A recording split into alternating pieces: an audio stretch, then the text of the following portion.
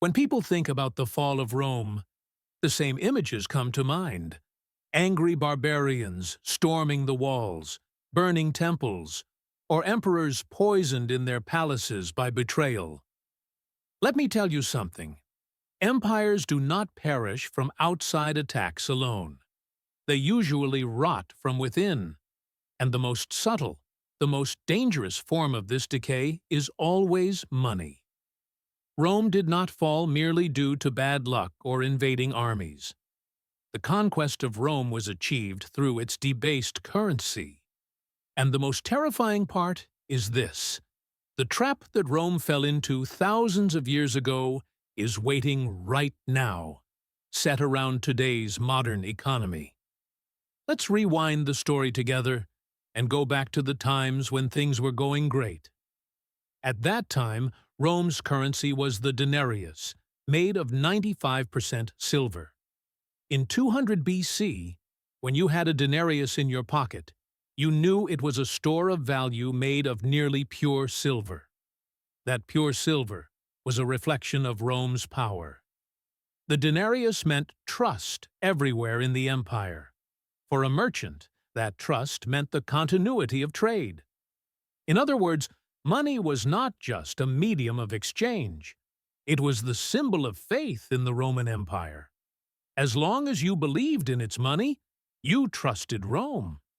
But managing such a massive empire comes with a price. Magnificent temples and invincible giant armies looked unshakable from the outside. It was like feeding a massive financial beast. After a while, all this grandeur began to drain the treasury. The emperors were backed into a corner by these expenses. Taking taxes from the people always carried the risk of rebellion. So, they resorted to one of the cunning tricks of history, reducing the amount of silver in the coins. Imagine this. From the outside, it looks the same, but the silver inside decreases every year. While the denarius contained 95% silver during the reign of Augustus, by the 3rd century, the silver content had dropped to just 5%. Now, instead of that magnificent denarius made of pure silver, you held a worthless piece of bronze dipped in silver wash. Do you think the people didn't notice? Of course they did. And the moment they noticed, they met the monster we call inflation today. The barley you used to buy with 1 silver coin suddenly cost 5, then 10 coins. That was the moment the lives of millions of people were ruined.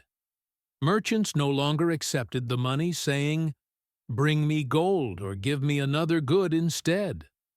Suddenly, the economy regressed to the barter system, just like in the Middle Ages. As the fire in the economy spread across the empire, Emperor Diocletian appeared with an edict in his hand. "Stop this trend," he said, and issued one of the most failed decrees in history. He said, "From now on, anyone who goes beyond the prices I set will lose their head." However, this decision turned out to be the most expensive experiment history had ever seen. Instead of saving the economy, this decree caused the black market to explode and official trade to stop. The Roman economy literally came to a standstill. Everyone learned the bloody way that Roman laws would not be enough to rebuild the trust destroyed by its fraudulent money. Does this failed experiment sound familiar to you? Let's return to today's world for a moment. Rome learned the bitter lesson that the empire it built with the sword was destroyed by mathematics through this failed experiment. But history continued to teach. Think of going to buy a loaf of bread in Germany in the 1920s with bags full of money. Or the Depression in Zimbabwe, where prices doubled every single day. Whenever governments followed the policy of printing money every time they were in a bind, it was always the innocent people who paid the price. Let's not look far. Look at today's modern world. When the dollar's link to gold was severed in 1971, we were all condemned to the fate of Rome. We woke up to a world where currencies are not based on physical value, but only on trust. While governments erode the value of the money in your pockets with inflation, they tell you the economy is growing. But when you go shopping, you all feel what your money takes away from your wallet. The great lesson Rome left us is this: the debasement of money is the debasement of society. Where trust ends, trade collapses, armies dissolve, society shatters, and, eventually, the states you trusted abandon you one by one. The enemies at the gate only strike the final blow.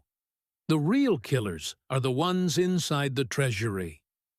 The future of society lies not in the seal on the money, but in the trust placed in it. Perhaps now is the time to ask whether the money in your pocket or the numbers in your bank accounts are pure silver.